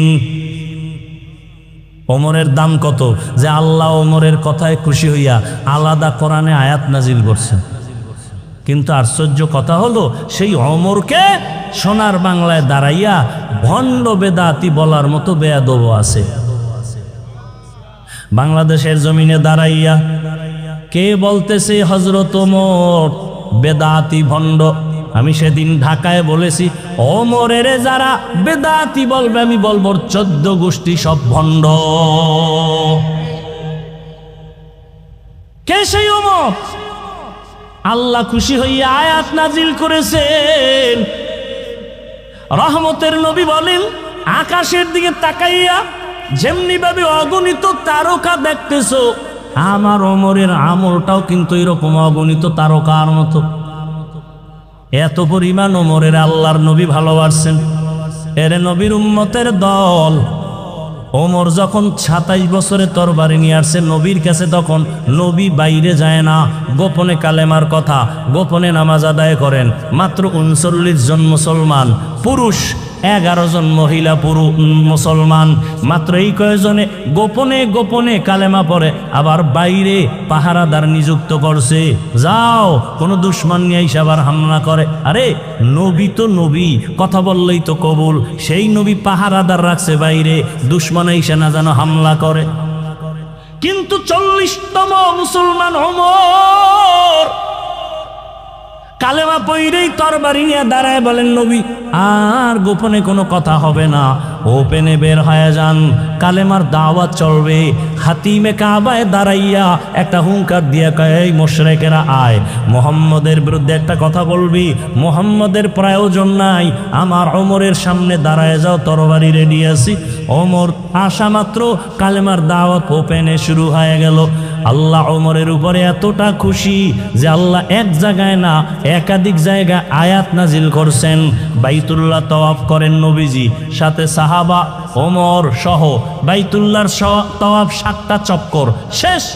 এবার নিয়ম হলো বাইতুল্লাহর 7 চক্কর দিয়া 2 রাকাত নামাজ পড়া লাগবে, ওয়াজিব নামাজ, তওয়াফের নামাজ।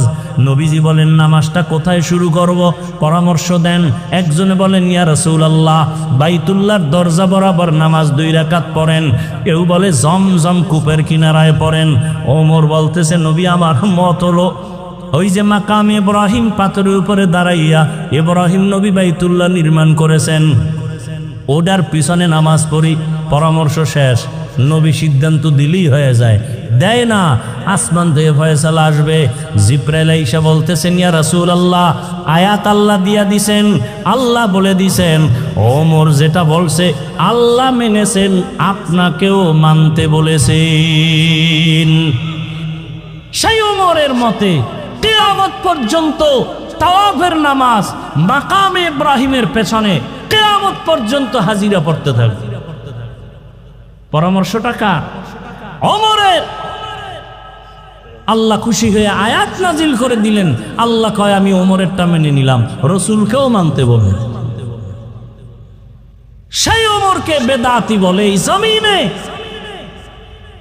কপাল বড় খারাপ ও যুবক, এই জন্য বলেছি বরদোয়া নিও না। স্কুলে পড়ো, কলেজে বড় চাকরি করো, ব্যবসা করো, মা বাবার দোয়া, শিক্ষকের দোয়া, ওলামায়ে কেরামের দোয়া দিয়ে সামনে আগাও। আদর্শবান ডাক্তার হও, আদর্শবান ইঞ্জিনিয়ার হও। ও পর্দার আড়ালের আম্মা জানেরা, বোনেরা, আপনাদের জীবনটা কতই যে ধন্য। সমস্ত নবীদের মা আপনারা, সাহাবায়ে কেরামের মা। এখানে স্টেজে কত সন্তানের মাথায় পাগড়ি দিলাম কোরআনের হাফেজ, এদের সিনার ভেতরে 30 পারা কোরআন জমা করে দিছেন আমার আল্লাহ। এদের মা বাবার মতো ঈদের আনন্দে আজকে আর কেউ নাই রে বাবা। ও পর্দার আড়ালের আম্মা জান, আল্লাহ আপনাকে কত সম্মান দান করেছেন। সারা দিন রাত বয়ান করলে শেষ করা যাবে না। এই জমিনে যত ভালো ভালো সন্তান আছে আপনাদের অবদানের কারণে। দুনিয়াতে ভালো যত সন্তান আপনাদের কারণে। এরে আম্মা জান, আপনার মতো কত মা এখনো আছে, পর্দা করে, স্বামীর মাল হেফাজত করে, মোবাইলে সময় নষ্ট করে না। আপনারা কেন পারবেন না রে মা? এখনো সময় আছে, তওবা করেন। আপনার মতো মায়ের গর্ভ থেকেই তো খাজা মঈনুদ্দিন চিশতি আজমিরি আসছেন। আজমিরি রহমাতুল্লাহ আলাইহি বলেন, আমি মদিনাতুল মুনাওয়ারা থেকে ভারতে আসছি কালেমার দাওয়াত নিয়া। আমার হাতে লক্ষ লক্ষ বিধর্মী মুসলমান হয়ে গেল। আমি একদিন মায়ের কাছে আনন্দ প্রকাশ করলাম। আম্মা জান কয়, রে মঈনুদ্দিন এত আনন্দ কেন করো? লক্ষ লক্ষ বিধর্মী আমার হাতে কালেমাওয়ালা হয়েছে। মা ডাক দিয়ে কয়, রে মঈনুদ্দিন এই অবদান তোমার না, আমি মায়ের অবদান। মঈনুদ্দিন বলেন, আম্মা জান আপনার অবদানটা কি? মঈনুদ্দিনের মা চোখের পানি ছেড়ে কান্না শুরু করলে। চোখের পানি ছেড়ে বলে, রে বাবা মঈনুদ্দিন, তুই আমার গর্ভে যখন আসছো, আল্লাহর কসম আমি এক রাত ঘুমাই নাই, সিজদায় পড়ে মালিকের দরবারে কান্না করেছে। ও দয়ার মালিক, আমার গর্বের সন্তান তুমি ওলি হিসাবে দুনিয়ায় পাঠাইও। ও মঈনুদ্দিন, আমি মাওলার কাছে দোয়া করতে করতে যখন তুই দুনিয়াতে আসছো, আল্লাহর জাতক সিফাতের কসম, আমি মা তোকে দুগ্ধ পান করানো যখন শুরু করলাম, যত বছর তোকে দুধ পান করাইছি, আল্লাহর কসম এক ফোঁটা দুধ আমি তোর মুখে বিনা অজুতে দেই নাই। যত দুধ পান করাইছি অজু সহকারে তোর মুখে দিয়েছি রে বাবা, এক ফোঁটা দুধ বিনা অজুতে আমি তোর মুখে দেই নাই রে বাবা। মঈনুদ্দিন মায়ের হাত ধরে কয়, মা দোয়া করো, এমন মায়ের সন্তান কেন জগৎ বিখ্যাত আল্লাহর গোলাম হবে না? ও পর্দারানের আম্মা জানেরা, আল্লাহ এত সম্মান আপনাদের দান করেছেন। আপনারা খাদিজা রাদিয়াল্লাহু আনহার মতো নারী, ফাতেমা রাদিয়াল্লাহু আনহার মতো নারী, আয়েশা রাদিয়াল্লাহু আনহার মতো নারী, আপনারা তো ইসমাইল নবীর মা হাজেরা আলাইহা সালামের মতো নারী, আপনারা তো ঈসা নবীর মা মারিয়াম আলাইহা সালামের মতো নারী। এ জমিনে আল্লাহর একটা বড় দুশমন ছিল ফেরাউন। জানেননি তার স্ত্রীর নাম কি? আসিয়া। কত বড় বেঈমানের ঘরে থাকিয়া আসিয়ার ঘটনা জানেন? এত বড় আল্লাহর পেয়ারা হয়ে গেছেন। আসিয়াকে আল্লাহ এতটা কবুল করেছেন, রহমতের নবী বলেন কিয়ামতের ময়দানে আমি মুহাম্মদের সাথে আসিয়ার সাথে জান্নাতে বিবাহের ব্যবস্থা হয়ে যাবে। এরে আম্মা জানেরা, আপনার স্বামী তো ফেরাউনের মতো খারাপ না। আপনি কি পারতেন না স্বামীকে যদি বুঝাইতেন, ও স্বামী, আমি বাবা মায়ের মায়া সারিয়া তোমার সংসারে আসছি রে স্বামী, খাইয়াছি না খাইয়াছি কোনো দুঃখ নাই, জীবনে তো বিবাহের সিঁড়িতে পা রাখলাম, কোন দিন মরণ হবে জানা নাই। ও স্বামী, তোমার ঘরে এসে একটা দাবি আমার অন্তরে, তুমি আমারে খাওয়াইয়া রাখলো আলহামদুলিল্লাহ, তুমি আমারে না খাওয়াইয়াও যদি হাসি দাও তাতেও আলহামদুলিল্লাহ, তবে আমার দাবি হারাম টাকা কামাই করবা না, হারাম মাল ঘরের মধ্যে আনবা না, হারাম টাকার মাল খাইয়া সন্তানটার রক্ত নাপাক করব না, আমাদের রক্ত নাপাক করব না। আম্মা জান, আপনি যদি স্বামীটাকে একবার বলতেন, কোন স্বামী জীবন গেল হারাম মাল ঘরে নিতে সাহস পাইত না। এরে আম্মা জান, আপনি যদি 5 বেলার নামাজ পড়িয়া আল্লাহর কাছে দোয়া করে স্বামীকেও ডাকতেন, স্বামীও নামাজি হয়ে যাইত।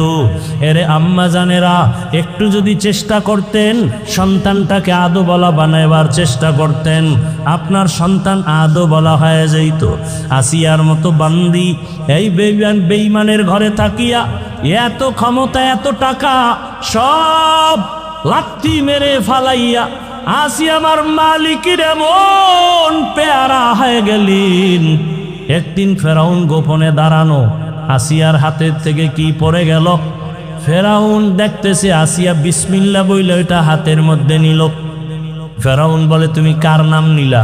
আসিয়া টের পেয়ে গেল, এতদিন তো জানতো না ফেরাউন, এখন যেহেতু জেনেই ফেলল, এখন আর গোপন রেখে লাভ নাই। আসিয়া ডাক দিয়ে কয়, আমার মালিক, আমার রবের নাম আমার জবানে নিয়েছি। ফেরাউন ডাক দিয়া কয়, মিশরের তো রব আমি, তুমি আবার কোন রবের নাম নিয়েছ? আসিয়া কয়, জানো না রে ফেরাউন, তোমারে যিনি বানাইছেন তিনি আমার রব। ফেরাউন বলে, সর্বনাশ করলা, তুমি আমার স্ত্রী হইয়া যদি আমারে রব না বলো, খোদা না বলো, আমার খোদাগিরির মূল্য থাকে না। মিশরের মানুষ জানতে পারলে সি সি করবে। আসিয়া, তুমি আমারে একবার হলেও খোদা মানো। আসিয়া বলে, কল্লা দিব, আমি ঈমান দিতে পারবো না। এবার ফেরাউন বলে, তাহলে তুমি যদি জোরে না বলো, আস্তে আস্তে আমার কানে কানে একবার স্বীকার করো। আসিয়া চোখের পানি ছেড়ে বলে, ও ফেরাউন, দুনিয়ার এই মিশরের মানুষ তোমাকে ফাঁকি দিতে পারে, কিন্তু আমি এমন রবের গোলাম, পানির ভেতরে ডুব দিয়ে কি করি কেউ জানে না, আমার মালিক। ওয়াহুয়া মাআকুম আইনামা কুনতুম, আরে বান্দা যেদিকেই থাকে আমার মালিক সেদিকেই হাজির। আমার মালিকের ফাঁকি দেওয়ার কোনো সুযোগ নাই। আল্লাহ বলেন ফাআইনা মা তুআল্লু ফাসাম্মা ওয়াজহুল্লাহ। রে বান্দা তুই যেদিকেই তাকাও সেদিকেই আমার মাওলার কুদরত হাজির। আসিয়া বলে ফেরাউন মরিয়া যাব, তোমাকে একবারও খোদা বলে স্বীকার করব না। আসিয়া ডাক দিয়ে কয়, ফেরাউন ডাক দিয়ে কয় আসিয়া রেডি হইয়া যাও, যদি আমাকে খোদা বলে স্বীকার না করো তোমাকে আমি শুলিবিদ্ধ করে ফাঁসি দিয়া মেরে ফেলবো। আসিয়া বলে মরতে রাজি, আমার মালিকের থেকে আমি জুদা হতে পারবো না রে ফেরাউন। ফেরাউন এবার ক্ষিপ্ত হইয়া এত বড় ক্ষমতাওয়ালা আসিয়ার মতো ব্যক্তির খানা বন্ধ করে দিল, বিছানাও বন্ধ করে দিল। এবার তারিখ দিয়ে দিল, আসিয়া যদি এতদিনের মধ্যে আমাকে রব বলে স্বীকার না করে, রেডি করো ময়দানে, ঘোষণা দিয়া দাও আসিয়ার ফাঁসি হবে। ঘোষণা দিয়া দিল, আসিয়াও মজবুত হয়ে গেল, মরিয়া গেল আমার মাওলাকে আমি ছাড়ব না। আমি দুনিয়াতে যারে আপন মনে করি, আরে কেউ তো আমার সাথে কবরে যাবে না। আমার ভাই বোন মা বাবা টাকা পয়সা বাড়ি গাড়ি সব আমার থেকে আলাদা হইয়া যাবে, ওই কবরে থাকবে আমার মালিক। ওই আল্লাহকে নিয়েও যদি কবরে যেতে না পারি আমার উপায় কি হবে? আসিয়া চোখের পানি ছেড়ে আল্লাহর কাছে কান্না করে, আজকে তারিখ হয়ে গেল আসিয়ার শুলিবিদ্ধ ফাঁসি হবে। আসিয়াকে যখন হাতে পায়ে রশি লাগাইয়া ফাঁসির মঞ্চে নিবে যাচ্ছে, আসিয়া চোখের পানি ছেড়ে কাঁদতেছে। হঠাৎ করে দেখে জমানার নবী মূসা ওই পথ দিয়া হাইটা যায়। আসিয়া ডাক দিয়ে কয়, রে নবী মূসা, আপনি জানেন নি আমি আসিয়ার খবর কি? নবী মূসা বলে, জানি, আজ তোমাকে ফাঁসির মঞ্চে নেওয়া হচ্ছে। আসিয়া ডাক দিয়ে কয়, নবী মূসা, আপনি তো তুর পর্বতে যান, আমার মাওলার সাথে মাঝে মাঝে কথা বলেন, আমাকে একটু বলবেন নি আমি যে এখন মরতে যাইতেছি, আমার মাওলা এই মুহূর্তে আমার উপরে বেজার না খুশি? নবী মূসা ডাক দিয়া কয়, রে আসিয়া, এই মুহূর্তে আমার মালিক তোমার উপরে অনেক অনেক খুশি। আসিয়া এই কথা শুই না আসমানের দিকে তাকায় একটা চিৎকার দিছে কোরআনের আয়াত।